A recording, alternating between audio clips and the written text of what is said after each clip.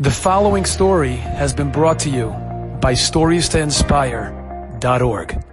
There was a rabbi passed away a number of years ago. His name was Rabbi Reuven Grozovsky. He was one of the great Gedolim in America. He passed away, I believe, in the 70s. He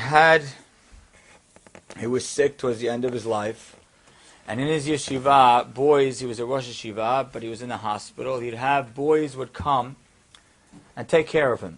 And they'd come overnight, and they'd visit him, and maybe they'd help him. He had a stroke, I believe, so half his body couldn't really move. They'd wash his hands in the morning, only his left hand, because his right hand wasn't functional. And they would help him put on his tefillin. So this one boy who had just joined the yeshiva comes in, and his job is to handle the rabbi overnight. The morning, the rabbi wakes up, and this boy is very intimidated. It's very scary. He's like alone with the rabbi in a room.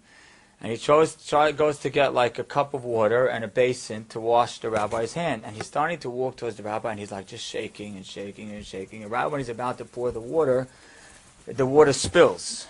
And he's like, oh my goodness. And he goes back, and he goes and gets another cup of water, and the rabbi's arm didn't have full control. And as he's about to pour, the rabbi's arm like lashes back and knocks it over, and the water spills all over the rabbi's bed, and the boy feels like less than 3 cents.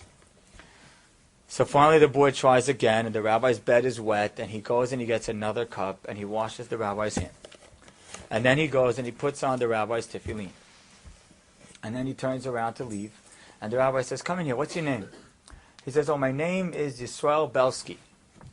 Could you come sit down? And the rabbi starts talking. He says, tell me about your parents, when did you get to the yeshiva, how you doing? They have a whole 3, 4, 5-minute conversation. And then the boy's relaxed, and the boy leaves. And he goes back to the yeshiva and starts telling his friends what had just happened. He just got to yeshiva, he was new.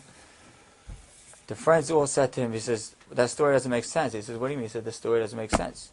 He says, the rabbi, as far as we know, and they verified it with the family, from when he started to wear tefillin till now, never ever said one wasted word, or one word that wasn't tefillah with his tefillin on, in his whole life.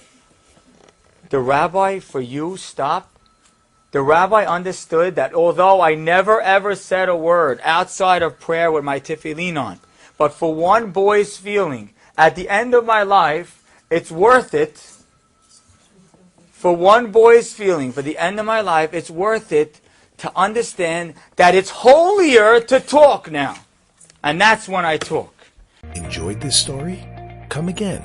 Bring a friend. StoriesToInspire.org